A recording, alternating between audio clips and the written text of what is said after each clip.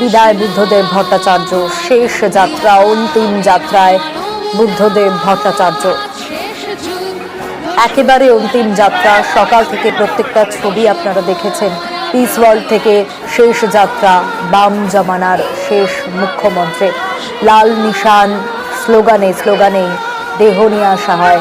প্রথমে বিধানসভায়, তারপর আলিমুদ্দিন স্ট্রিটে, তারপর দীনেশ মজুমদার ভবন হয়ে এবার এনআরএসে দেহ দান করা হবে প্রাক্তন মুখ্যমন্ত্রীর। তার দেহ ইতিমধ্যেই বের করা হচ্ছে শববাহী যান থেকে।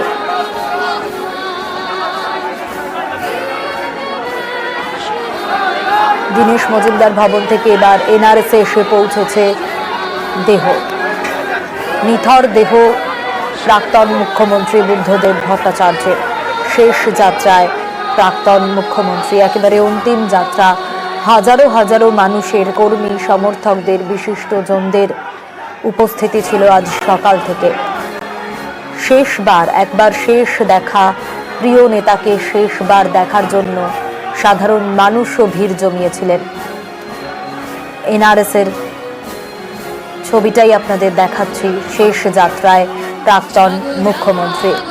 এনআরএসে দেহ দান 2006 সালে দেহ দান করেছিলেন বুদ্ধদেব ভট্টাচার্য।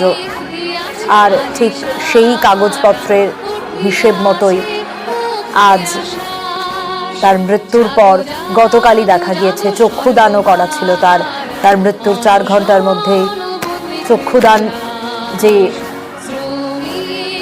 চক্ষুদান করা ছিল তা শেষ হয়, সেই কার্য শেষ হয় এবং তারপর আজ তার দেহ দান করা রয়েছে এনআরএস হাসপাতালে। তার দেহ ইতিমধ্যেই পৌঁছেছে, তার নিথর দেহ পৌঁছেছে। 11 বছরের মুখ্যমন্ত্রী, 6 বারের বিধায়ক।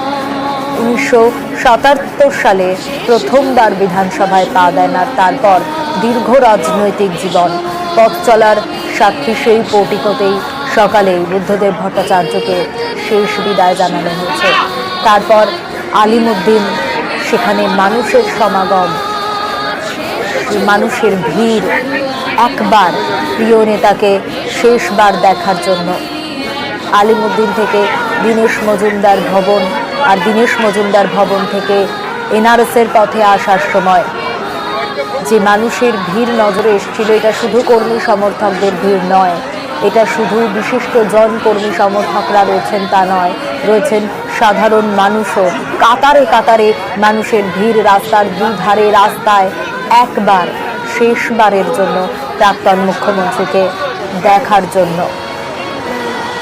আর এই ছবি সকাল থেকে বলেছে, গতকাল থেকে বলেছে যে বুদ্ধদেব ভট্টাচার্য কোনো শুধুই প্রাক্তন মুখ্যমন্ত্রী তা নন, শুধুই নেতা তা নন, তিনি আবেগের নাম বুদ্ধদেব ভট্টাচার্য। বিদায় বুদ্ধদেব ভট্টাচার্য।